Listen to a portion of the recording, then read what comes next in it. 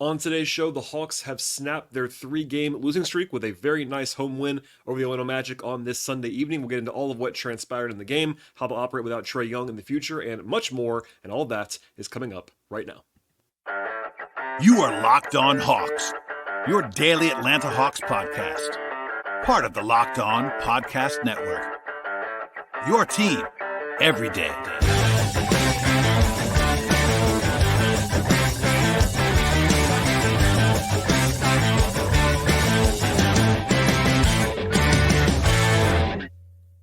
Hello, friends. Welcome to episode 1661 of the Locked On Hawks podcast. I am your host, Brad Rowland, coming to you on a Sunday evening into Monday here in late February. And today's show is brought to you by the folks at FanDuel Sportsbook. And right now, if you are a new customer, get $150 in bonus bets. So any winning $5 bet. The place to go is FanDuel.com/lockedon to get started. Also, at the top of the podcast, I should encourage you to make us your first listen each and every day. Check out the podcast anywhere you get your podcasts, places like Apple, Spotify, Amazon Music, Overcast. Also, we are on YouTube on the video side. And if you're listening to this podcast on Monday on the audio platforms, this will no longer be a problem for you. But over the weekend, we had some hosting changes at the network level. So YouTube has been the flagship for us the last few days. And thank you for listening and watching us on that platform as well. And certainly encourage you to check out the audio side and the video side for maximum support of the podcast. One more plug at the top of the show. I also did a emergency podcast earlier tonight on Sunday before tip-off about the news that Trae Young is going to be out for at least 4 weeks and maybe longer with finger surgery that's going to be happening later this week. I will not do a ton on that topic on this show, but I certainly encourage you to listen to that. It's about 22 minutes long or so that I dropped on Sunday exclusively about that topic. I'm obviously to be interwoven in the future coverage as well as maybe this podcast a little bit as well. But for actual details on that, there's a standalone episode that is available in your feeds right now on that. But anyway, the Hawks played after that on Sunday evening and picked up a very nice home win, 109-92 at the hands of the Orlando Magic. A very solid across-the-board performance for the Hawks. It was not always easy for Atlanta. This is actually the fourth game against Orlando, fourth and final game, I should say, of the year. The first three games were all very close, and in this game, it was shaping up to be that way. And then the Hawks had a massive third quarter in which they doubled the Magic up 38-19 in the third period. That was the difference in the game. They were down by 6 at halftime, and from there, it was a rocket ship. They had a nice close to that quarter. Murray was great in that quarter, as was Jalen Johnson, and the Hawks were able to kind of hold serve down the stretch. It got a little dicey with like 4 minutes to go, but it was not quite in doubt in the final minutes for the Hawks to kind of hang on and get the victory. Now, obviously, it's a little bit of a perfect storm in some respects, coming off of the Trae Young injury, the fact that he didn't play in this game, they had a good defensive game, all that stuff. So the takes are out there. I would recommend nuance always, as I will try to provide that on this podcast as always. But here's part of it. The Hawks were actually favored in this game. Now, I got several questions about this before tip-off, about how in the world the Hawks could be favored in this game, given how they have been playing recently. They lost 3 games in a row, and also without Trae, without Onyeka Okongwu, etc. But they were favored by our folks at FanDuel had them as a 2-point favorite in this game. Crucially, Orlando had an impossible turnaround. They had a back-to-back. They played an 8 o'clock start in Detroit on Saturday, and then had a 7 o'clock early start on Sunday. It's about as narrow and as rough of a back-to-back as the NBA will allow, scheduling-wise. And then you throw in the fact that Orlando also did not have Paolo Banchero in this game. Their best and most visible player, their all-star, etc. So obviously, it was a little bit more even than you might think for a team that has a better record than the Hawks, but had a tough schedule spot, and again, was without their best player in addition to Trae being out. So all that said, it wasn't like the Hawks were huge favorites, but the kind of some of the surprise, if you're more of a casual observer, you might be kind of surprised that the Hawks were a favorite and that they won this game without Trae. But when you realize that like all the parts coming into play here, it wasn't a terribly shocking result, especially if you watch this one in Orlando's offense in particular. Now, all that said, what I do at the top of the podcast here is usually go over that kind of the broad strokes, and then later on in the podcast, we'll kind of dig into the meat and potatoes throughout the game, and then at the end, we'll talk about all the players who appeared for the Hawks in this game. And I have to start with the defense because they allowed 92 points. That is the fewest of the season allowed by the Hawks. A very, very slow-paced game, which was part of that, but they still had like a 97-ish defensive rating in the game. That's also very good, of course, in any context. I have to be the bad guy a little bit and give you the context and the nuance that Orlando is not good offensively. They are a bottom 7 or 8 team in the league on offense this year, and even worse when you remove Paolo Banchero. But even when you adjust for that, so I'm putting that out there, but certainly it still matters. The Hawks were good defensively in this game. They were. it helped that the Hawks played small just less in this game than they did on Friday in particular. Like they played a lot of Jalen Johnson at center on Friday. I talked about that on that post-game episode where the Hawks just could not get stops playing that small ball unit. Now they were better on offense with that unit, and that happened also again in this game, but they were just generally bigger. They also got Kobe Bufkin in this game, which was nice to see, and he helps them defensively, given his current state compared to their other perimeter guys on this roster. They also just played bigger in general. Normally they are playing a ton, and obviously, this makes sense. They're playing a lot of Trae and Dejounte together. 24-ish minutes a night, something like that, on average. And that's a very small group. Now, we all know that, but in general, one of the issues this year with the Hawks is that they've been very small on the whole. And Coach already talked about it a lot this year. I don't think he loves how the roster was built in that respect, but anytime they're missing any of their forwards or any of their bigs, they're very small. And right now, yes, they're missing their, arguably their best center at this point, but certainly one of their best centers in Okongwu. But his size is one of his question marks. And all their forwards, the 3 forwards they actually have on their roster, Hunter, Bay, and Johnson, are all available. So without Trae, they're just bigger in general. And that definitely helped the defense a lot. I think they only played 2 or 3 minutes the entire game with 2 small guards, and that was with Murray and Bufkin. The rest of the game, it was 1 small guard. They played a center pretty much the whole game. There was 1 stint with Jalen Johnson playing center, but it was mostly Bruno Fernando and a little bit of small ball sprinkled in. And in general, they were just bigger, and that would help them defensively. Now, Orlando also, actually shot the ball okay from 3, but the Hawks packed it in. And I think wisely so. Orlando is not a difficult team to defend in some ways because they don't have a lot of perimeter shooting. And they can maybe beat you with that. We saw that a little bit, and actually in the previous matchup when Caleb Houston went crazy for the Magic against the Hawks. But tonight, they shot the ball okay, 37% from 3 in the game, but the Magic also had 20 turnovers. That was a big factor in this one. Orlando is very clearly 1 guard short offensively. They have a lot of guys. They were missing Gary Harris in this game. They had Markelle Fultz back in this one, but he played 12 minutes. Like they have Cole Anthony, who was, he's a scorer. Anthony Black was rough as a starter in this game for Orlando. Anyway, this is one thing that the Hawks didn't do anything to really stop. The Magic also shot 8 of 18 from the free throw line. Yes, they missed 10 of their 18 free throws, 44%. And it wasn't like that was one guy. Often in the NBA, you'll have like one center or like a Ben Simmons type that just misses a bunch of free throws.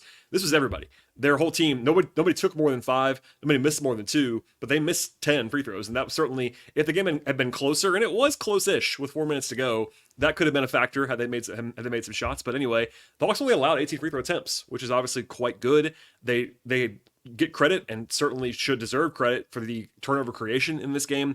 Lots of deflections, lots of steals. They had 10 steals in this one, and on the way to the 20 turnovers in this game. So defensively, they just played pretty well. Like they did pack it in, and the perimeter talent for Orlando is not very good, but I thought it was a good game plan by the Hawks, and it was executed well. They benefited from Bufkin. I thought even Bogey was better than usual defensively. Garrison Matthews was actually giving them good energy off the bench.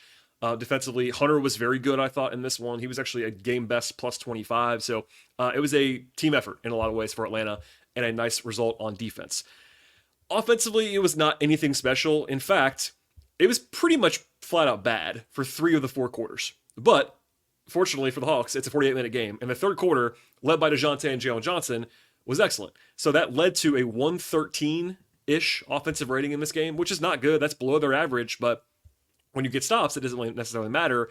And they were lights out in that third quarter with 38 points. So it was middling. The first half was kind of I would say the downside scenario of not having Trae Young. If you watch the first half of this game, that is perhaps a stark reminder of what the offense can look like at times without Trae. They didn't really have any direction. They were kind of listless offensively, but they woke up from there. Part of that's that Murray was much better in the second half, as was Johnson, and they are the 2 best players right now, along with Bogdanovich on offense.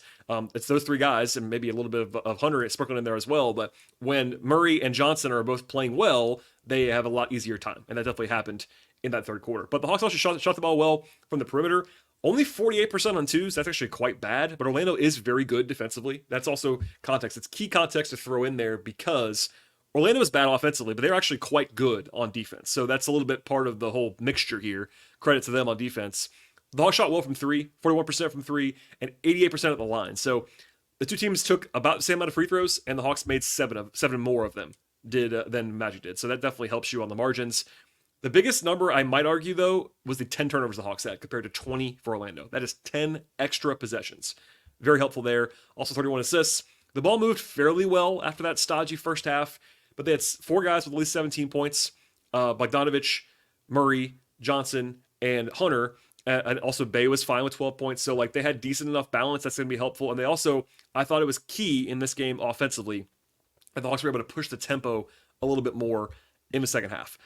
They had about 19% frequency in transition in this game per clean in the glass. That is well above where they normally are.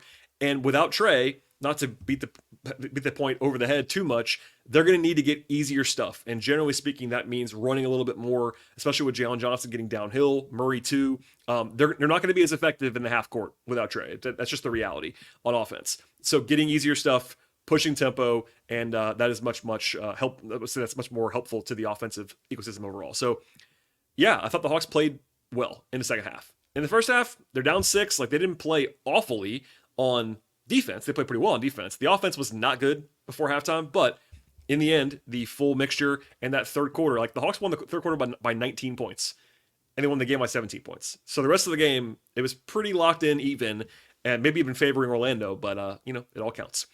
Last thing before we move on to the rest of the podcast, I can't believe I have to do this, but I feel like I should because I have so many questions and mentions and all that stuff right now. Simply put, the Hawks are not better without Trae Young. This is not a situation where we have to be silly about this at all. I talked about this a little bit on the emergency podcast as well. The Hawks still do have talent. They don't automatically lose every game because they don't have Trae Young. They are worse without him. That's not up for debate in my mind, but they don't become the Pistons either. It's pretty familiar in the NBA when you are missing your best player for a game or two, guys play up. It's a very natural phenomenon. It's been studied before. The Hawks played well in the second half of this game. Honestly, though, they won a game they're supposed to win. That is certainly good context. They were favored for a reason. They did a good job not letting down from there. So generally speaking, it was a nice win. And a reminder that, again, as I said on another show as well, the notion that the Hawks are like going to tank now is not really a thing. Like I said on that show, and I'll say again here, I would be on board with the Hawks prioritizing the future over the present. That is something you can do while not tanking. You can just play your young guys more and be considerate of that. But they're still going to try to win. That was obviously the case here. They played to win this game. The only thing that was like even approaching a future-facing move that the Hawks made tonight was playing Bufkin over Mills, which probably should just happen anyway. So anyway, that's where we are. The Hawks should prioritize the future, but they won a game tonight over a team they are trying to chase in the standings. That's obviously a good result. They have a home game on Tuesday. We'll talk much more about that. But on a night when, and really on a weekend, on a last couple of weeks with the Okongwu injury and Trae now going down, just the vibe was really bad around the Hawks. Getting a win at home is good for everyone. Like, guys want to win, and the Hawks getting a win there helps the vibe, generally speaking. So I'll leave it there for now. We'll have more on this game coming up in a second. But first, a word from our sponsors on today's podcast. Today's show is brought to you by Grammarly. I host and produce this podcast by myself, and that requires sending a ton of different emails and making a ton of notes in preparation for the podcast. No matter what kind of work you do, how you communicate is key in your workplace, and all of those emails or notes or reports are important to the collaboration that you actually need to have to get things done, and Grammarly can help with all of that. Grammarly is your AI writing partner and helps you communicate more effectively and efficiently in order to make the bigger impact that you're looking for at your place of work. When I communicate with different supervisor managers in the sports writing space, I've also used Grammarly to help me work efficiently and confidently. It saves time. It also helps with clarity to get things done the way that you want to. And better writing means a stronger impact in your workplace. 96% of people that use Grammarly report that Grammarly helps them craft more impactful writing. And Grammarly also works across 500,000 apps and websites. And by understanding your writing in context, they provide relevant, personalized suggestions. Make a bigger impact at work with Grammarly. Sign up right now and download for free at Grammarly.com/podcast. That is Grammarly.com/podcast. One more time, Grammarly.com/podcast. All right, we'll dive in now to how this game unfolded. And the Hawks did score the first 5 points of the game. A nice start there. Jalen Johnson had a huge block in the first minute of this one. I thought it was notable to me that Orlando had their defensive stopper, Jalen Suggs, who's one of the best players in the league at the point of attack, honestly. He's usually the guy that guards Trae in this matchup. He actually was defending Bogey, which I thought was notable. Like, they have other options on Dejounte. They had Anthony Black on him, a little bit more size. But that's just a reminder that, like, Dejounte and Bogey's also terrifying, but I thought it was just interesting that they did that. Orlando 1 of 7 from the floor to begin this game, but then they had a 10-2 run. Capella was really shaky out of the gate. We'll talk about him more later on, but he was not good in the first half in particular of this game. Out of sorts, and then the Magic took the lead a little bit. They went to Fernando pretty early. It was Hunter and Fernando as the first guys coming off the bench, then Garrison Matthews as the usual 8th man right now with the injuries they have. Bruno, by the way, had a nice dunk over Mo Wagner right when he came in, basically. But then the one point of drama on the rotation was whether or not they would give Kobe Bufkin the backup point guard minutes. Because as I've mentioned before, he has never still played backup point guard until tonight. This is the first time it's ever happened. The one time he was in the rotation a couple weeks ago, he was playing alongside Trae or Dejounte the entire time. He's basically playing wing because they had so many injuries and illnesses and Patty was out and all that stuff. Tonight was the first time in the Bufkin era that he played point guard, and he looked fine. He played well, defensively in particular. We'll come back to that later on, but I was encouraged by that they did not. I had this sinking feeling that they were going to go to Patty Mills, and I was prepared for the online meltdown by Hawks fans, and it didn't happen, which was nice. The Hawks did manage to stay in the game, but the first quarter was really, really unsightly offensively. Like I'm an appreciator of defense. Obviously, if you listen to this podcast regularly, you will know that. But it was 22-19, and it was very clear to anyone watching closely that this was a battle of two teams that did not have their primary initiators. Paolo was not there. They did not have a play in Orlando, and then the Hawks didn't have Trae. It was really stodgy. The other team had a point per possession. They combined to shoot 33% from the field in the first quarter, so it was really rough to watch. It was better later on, but it didn't really wake up for the Hawks for a while. They had 28 points in the first 18 minutes of this game that they ended up winning by 17, so that's pretty crazy. They were shooting 28% from the field at that point, and then Quinn, I think wisely, went to the no center lineup for the first time to kind of try to juice the offense. Because the one thing that lineup does with Jalen at center is that it just gives you an offensive identity. You don't have anybody in the middle of the lanes. Whether it was Bruno or Capella, somebody's going to be in the lane. Or even a Congo a lot of the time. It's not as easy. If you're playing five out, a true five out like they do with Jalen, it's just easier. And in general, that lineup of Murray, Bogey, Hunter, Bay, and Johnson is probably their best offensive lineup that they could put on the court without Trae Young. You might be able to argue that Okongwu, if he's available, would be part of that, but because he's not right now, offense only, that is their best five without Trae. And that certainly allowed them to score a little bit. And also, at least have a prayer defensively. Like, it's not a good defensive lineup, but at least if you're playing Hunter, Bay, and Johnson, you have some beef and physicality up front. Anyway, offensively, that woke them up a little bit. Hunter was really good in that stretch. He had a couple shots in a row. Also had a nice defensive possession against, I think it was Franz Wagner, to force a shot clock violation. And then Jalen came alive. So Jalen was 0 of 6 to begin the game, 0 of 5 in the first quarter. And then he made 3 shots in a row at one point to kind of get the offense going a little bit. And they were actually down 1 with 2 minutes to go in the first half. Ended up going down by 6 at halftime because the offense had a 92 offensive rating. They were 10 of 26 in the paint in the first half. And while the jokes are there about Capella being responsible for some of that, and he was, I think he missed 3 or 4 shots in the paint. They missed 16 shots in the paint as a team. So it wasn't just him, it was everybody. They couldn't make shots in the lane, and then that kind of changed in the second half. It still wasn't great and from 2-point range the entire game, but it was better after that. Importantly, Bogey hit back-to-back threes coming out of the locker room to tie the game. And then Jalen was just much more assertive. Again, he was part of the early problems. He was much more aggressive, pushing tempo, like I said before, and grab and goes, also in the half court. They kind of tried to water, and then Murray, to his credit, had an awesome end of the third quarter. So he scored 10 straight at one point for the Hawks, including back-to-back threes. Ended up playing the whole quarter because he was kind of cooking, and that was the right call. He had 16 points in the third quarter. That was his second highest scoring quarter of the season. I'm sure fans will remember this, but he had that famous 22-point explosion against the Wolves back in October in a single quarter where he just went absolutely nuts in a win. Back when the Hawks were like 3-2 or 4-2, and it was like, oh, okay, the Hawks will be good. Anyway, that was a nice throwback to that. When Murray was great down the stretch of that third quarter. He was a huge part of the process. And the Hawks had an 18-1 run to end the third quarter. Jalen and Dejounte combined for 26 points against only 19 for the entire Magic team. That's when the Hawks won this game. It's not like a huge breaking news kind of analysis there, but that really is what happened. And it helped the Hawks made some jumpers finally. They were 5-8 from 3 in the third quarter, plus a couple of mid-rangers by Dejounte, and the Magic couldn't make a shot, and suddenly the Hawks were up by 13 points. They were up 20 early in the fourth. Bufkin had a nice stretch defensively where he took a charge on Mo Wagner. Then he actually, by the way, the bench was very excited, including Quinn, on that play.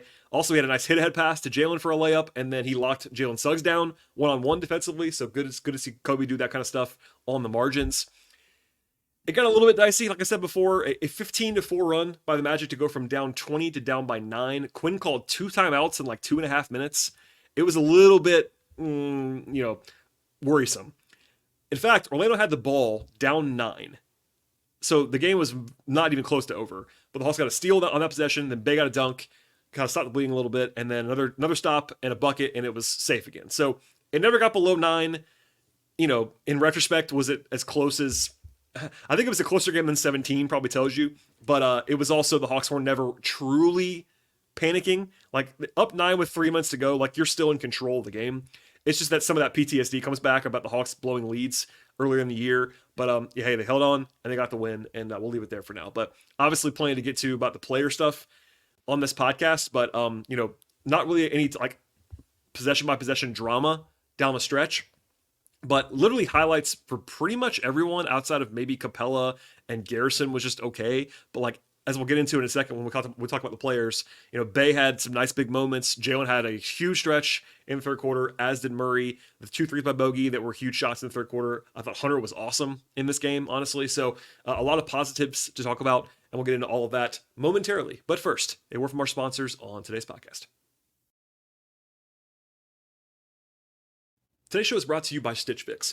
With Stitch Fix, you get a stylist who understands your style, your size, and your budget, and they do all the shopping for you, which makes it the easiest possible way to update your wardrobe this season. With Stitch Fix, I give my stylist my size and budget preferences and my style preferences as well. Then I order boxes when I want to and how I want to with no subscription required. And then they send me 5 just for me pieces, plus outfit recommendations and pro styling advice. I keep what works for me and send the rest back to them. My stylist is also looking to send just right pieces, and the fit is always on point. And they make it also very easy for you at Stitch Fix. I don't like to shop, and they save me a ton of time and effort and not having to do that, honestly. And plus I get the outfits that I really think make me look good and feel really good as well. If you don't love something, just send it back to Stitch Fix, and they have shipping, returns, and exchanges, and they're always free at Stitch Fix. They give you a style that makes you feel as good as you look, and you can get started today at stitchfix.com/lockedon. That is stitchfix.com/lockedon. One more time, the place to go is stitchfix.com/lockedon. All right, and to the player breakdowns at the end of the podcast. 9 guys appeared for Atlanta. Only 2 guys that were active and available to play did not play in this one. That was Patty Mills and Wes Matthews. They are the old guys, the resident veteran old heads, and that's okay. We will see. I'm not going to do my entire rant about Trent Forrest still being on the roster right now on a 2-way contract. Still 2.5 weeks in, no resolution there. I think the Hawks just have to do something there and actually bring in someone either at forward or at center for some depth. But no, I will hold to my pledge and not do that rant on this podcast. But if you want to know more, I've talked about it a lot on Twitter and on this podcast, and also on patreon.com/BTRowland in previous days. So I'll leave it there for now. Anyway, the 9 guys who played in this game. The guy who played the least was Kobe Bufkin. That's okay. I think I would probably played him a little bit more. Big picture. In fact, I argued on the emergency podcast that I think I would probably just be trying to play Kobe 20, 25 minutes a night from this point forward. Basically, all the backup point guard minutes I would give to Kobe while Trae is out. And I'd also like to see him play with Dejounte more than he did tonight. I get it. The Hawks, like I said before, the Hawks are trying to win. And I think that Quinn, deep in his wiring, just wants to win that night. And I think that he probably believes that they're better off pushing guys' minutes. But look, Dejounte was awesome in this game. He played 39 minutes. That's a lot of minutes. I'm not sure he's going to play that much every night, but maybe he will. We'll see. But as for Kobe, 3 assists, had a steal, had a block. He had 1 bucket. He was 0-2 for 3. That's okay. But good energy defensively. I think it got to be overstated a little bit. He's not like Gary Payton right now on defense, but he is a good defender right now. He's getting good effort. I think that he has wisely been coached and kind of schooled that, hey, you're a rookie. You have to defend. That's been the messaging in College Park as well. Ryan Schmidt, who gets a lot of attention from Quinn Snyder, the head coach of College Park, has been doing a great job in College Park. They're really defending at a high level in the G League. It's different, but obviously they're playing defense in the G League. And I think that Kobe is well schooled, and just tools wise, he's a big point guard. He's 6'4", 6'5", and yeah, he'll be fairly small at the 2 when he plays there, but good size of the point, good athlete, and he's trying hard defensively, and you can't replicate that. That's very nice. I thought he played pretty well. Offensively, still, he's not dominant at the NBA level. He ran some sets, he ran some pick and roll possessions that were fine, 3 assists. So he looked the part, looked good to me. More of that if I had to ask for anything. Garrison Matthews, 17 minutes, 3 points on 4 shots is fine. Two rebounds. I thought he competed well defensively. He was him and Capella were the only guys who were negative plus minus in this game. Bay was only +2, but I thought Garrison was fine. I think that you could argue that they maybe should play Kobe a few more of those minutes, future facing wise, but Garrison's a perfectly fine player, and that is okay with me. To the rest of the bench, Bruno Fernando, 19 minutes. was actually more than Capella played in this game. Capella never came back in when the game was out of hand. 7 points, 4 assists for Bruno. Only 1 rebound is a little bit strange in 19 minutes, but had 2 steals. Physically, he's flying around, and I've said this before. I know Glenn Willis talked about it tonight, my friend and colleague, ATL129. He's always been on this podcast a lot as well, that Bruno is a capable backup center. He just is, and that was on display again tonight. He wasn't like incredible, but he's totally fine, rotation worthy, and he showed it tonight. Hunter was really good, I thought, off the bench. 18 points, 7 rebounds, 2 assists, 2 steals. Only took 8 shots from the floor, got to the line 6 times. He's getting to the line and getting to the rim more and more often, which is a very, very good thing for DeAndre Hunter. He's never been the best at that, but there's a reason this year that he is basically clearly producing at a career best level efficiency-wise. Like 61% true shooting this year. Obviously, the injuries are always a question with DeAndre until he proves that they're not. The knees are questionable, but when he's been out there this year, he's actually been pretty good. And that's, right now he's still come off the bench. They're kind of treating him. It seems like they're still having to like kind of cap his minutes a little bit in the high. He's not gone into the 30 plus range since he came back. And by the way, that's all right. So he's playing well, and he was really good in this game. A couple big shots, a couple nice defensive plays, and if they can just get 28 minutes of this guy from DeAndre Hunter regularly, they'll be in good shape. To the starters. Clint Capella was not very good in this one. He was better, just like on Friday, he was better as the game went along, but he wasn't good.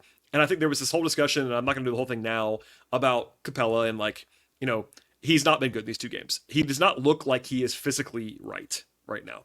And the jokes are what they are. The finishing has been a problem all year long. I'm not arguing otherwise. I've said that in the past. Also, he just has to pass the ball out off his rebounds. But I think physically, and I wasn't just me to point this out. Glenn said the same thing, and I referenced it on Twitter tonight. It seems to me that Capella is just not there physically. He's coming back off the injury. Quinn kind of acknowledged that. I won't play the answer for you. It's about a minute long. I shared it on my Patreon tonight. But Quinn kind of talked around it. Like, I think that both conditioning and just like he's not quite there. His base isn't quite the same place it normally is. He's not getting off the ground like he normally is. Part of that's maybe age. That's fine. But if you watch Clint physically a month ago, 2 months ago, it wasn't like he was the same guy he was 3 years ago, but it was way different than it is right now. And right now he's killing them. And that's and people I'm sure are laughing because I'm seen as the Capella guy, but like I'm objective about this stuff. Like he's been really bad these 2 games. That doesn't mean he's been terrible all year because he hasn't been, but he isn't the same guy that he used to be. But he also, you have to hope because he's going to have to keep playing. Part of the problem right now is that there's a school of thought of like, okay, if he's not physically right, why is he playing? You look at the roster, they don't have anybody else. Yes, they have Bruno, who could be playing more minutes, I guess, but they don't have a third center on the roster, and they have 3 forwards on the active roster. So if Capella is able to physically get out there, he's going to keep playing. They should still sign another guy in the front court, but I'll be interested to see how he starts to look physically as the weeks go on, because if this is going to be the physical part with Capella, they're going to be in trouble. Normally, he will be able to ramp up. Most guys are as he comes back from the injury, and Snyder expressed confidence in him, as he showed, of course, from the podium tonight. But obviously, if he's the guy he was in these last 2 games, that's not going to be a tough situation for a lot of people. So leave it there for now. But he was not very good. He was kind of the only guy who was not good in this game. Saddiq Bey was fine. 12 points on 11 shots, 2 rebounds. Not his best work defensively. It was kind of an adventure at times for Saddiq, but I thought he was fine. And 35 minutes, he brings physicality. And if you're going to play small, you need that kind of punch, and he gives them that. Bogey was okay. I mentioned before he had the 2 big shots early in the third quarter. That was his actually 2 of the 3 threes that he made in this game. He was 2 of 6 from 2-point range, 3 assists, 5 rebounds. 1 turnover is nice. In fact, no one had more than 3 turnovers in this game, and that was Dejounte. But Bogey was plus 18. He was being guarded like a super duper. I mean, he almost always is, but the Magic were clearly afraid of Bogey, which I think is right. Bogey's a big threat. Jalen Johnson, 21 points, 10 rebounds, 7 assists, 2 blocks, plus 16. And again, he opened this game 0 of 6. So after that, he was 9 of 13. So he wasn't super efficient, but it was because he had a rough start. Once he woke up, he was excellent in this one. It's a reminder that Jalen is a terrifying prospect in the future. He's obviously very good now, and he's only going to get better. And then Dejounte, 25 points, 11 assists, 9 rebounds, 2 steals. It was kind of funny. Both the Bally broadcast and my friend Lauren Williams of the AJC kind of declared that he was going to be a triple-double, and he didn't get there because he basically did nothing in the fourth quarter, statistically. I thought he was fine, actually. He kind of was a caretaker. He had a couple of, maybe some over dribbling, a couple of bad turnovers, I thought, in the fourth, but still a big night for Dejounte. The third quarter, it was mostly Dejounte and Jalen that did that, and that was, again, the key to the entire game. So he's always more comfortable. It's not a shot at him by any means, but it's just the reality. I've said this before, especially during the trade stuff a few weeks ago. Dejounte is more comfortable. It's just very evident when he is the guy. When he's the point guard, he's handling the ball all the time. That is how he likes to play. And I would argue that he has really grown as a secondary guy, and his efficiency has really boosted this year because he's not been the guy every time, but he still likes to play this way. And it's a reminder, like, he can still do it. Like, he's a really good player. He's not as good at this as Trae is, but, like, that doesn't mean he's not a good player. So Dejounte was huge in this win for the Hawks. Again, 25, 11, and 9 on pretty solid efficiency. And, on a big performance. And it's very helpful. Like, in previous years, pre-Dejounte's arrival, they couldn't really get away with Trae being out offensively. If Dejounte's got it, they're all right. It's the nights when he doesn't have it, and that's going to happen because he's not going to have it every night. That's when you get into some dire territory. But, tonight he had it. They're 1 for 1, and they won the game comfortably. So, from here, I will plug this one more time. I did a 20-plus minute emergency podcast about the Trae Young stuff. I talked about the future on that show, his impact of not being there, the timeline, because again, it's reevaluation in 4 weeks, not return in 4 weeks, reevaluation. So he may not be back this year. We will see on that front. It will certainly matter in that discussion where the Hawks are in the standings. And this is one win, but they won a game tonight that they needed to win to kind of stay in it. They're still the 10 seed. They're still in play-in position, and we'll see from here. And I say that now is sort of the up next portion because they have another winnable home game on Tuesday. They play the Jazz at home. That's the first time they've seen Utah this year. They have to go to Utah in a couple weeks. Also, the first time the Hawks have ever faced John Collins on the opposing team. That'll be interesting. His reception coming back home to Atlanta, etc. That'll be the talking point of the night. Obviously, it would have been a little bit more of a talking point even if Trae was around, but that'll be something. We'll see how the Jazz play. The Jazz are not a great team by any means, but they are playing at a reasonable level this year. They have a better record than the Hawks do. That's a home game, so the Hawks might be coin flips, might even be favored, depending on Utah's injury situation, but a winnable one for sure. They're not playing, a great team at home on Tuesday. From there, it gets a little bit more difficult. They have a 3-game trip all to New York. They play the Nets twice on the road, and the Knicks once on that road trip, and it's a kind of a 3-game mini stand in the city of New York, where it's actually kind of convenient. Like, they fly up there once, and then they're there for like 5 days. Interesting. But we'll talk about it more later on this week. I'll sign off now. I've done a lot of talking on this podcast as well as over the weekend. I'll just plug the pod one more time. If you're listening to this podcast by Monday afternoon, we should be back on the audio platforms, and I would definitely encourage you to subscribe to the show multiple times if you are able to do so and willing to do so. Auto-download the podcast. Likes, follows, ratings, reviews, all of that stuff is appreciated. We are on Apple. We are on Spotify. We are on Amazon Music. We are on Overcast. Also on YouTube. Follow the show on Twitter/X at Locked On Hawks. I am also on there at BT Rowland. My written work on the Hawks right now is at patreon.com/BT Rowland. I also share some audio clips from Quinn Snyder and some players, all that stuff. That is on there as well. If it's not on this show audio-wise, it's on that Patreon. So keep an eye on that. Certainly would welcome your support and really appreciate it. And thanks for listening. One more time, that Trae episode's available for you right now. It was a 3-show weekend.